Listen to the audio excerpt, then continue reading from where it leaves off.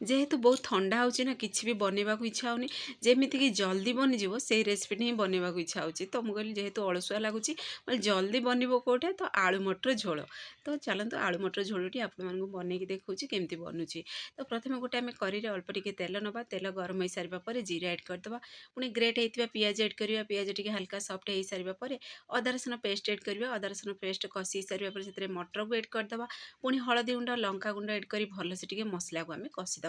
मसला कषि हो सारा पर छोट छोट पीसेस कटिंग होता आलू एड करवा आ दुईटी आलू को ये क्रश कर एड कर चाहिए ये एमती कषार भी खाईपारे पुणी लास्ट अल्प टिके गरम पानी दबा। तो ये आम ढक्कन को टिके बंद करदे पुणी थे ढक्कन को बाहर कर अल्प टिके से कस्तूरी मेथी गरम मसला एड करदे फाइनाली आम रेसिपी प्रस्तुत हो सारा आउ टिके टेस्ट को बढ़ावाई बोली आम टिके कभर को बंद करदे कभर को बाहर कर अल्प टिके घी और पुणी दबा कंचा लंका। तो फाइनाली प्रस्तुत हो सारा आपण मैंने भिडियो पसंद आसो लाइक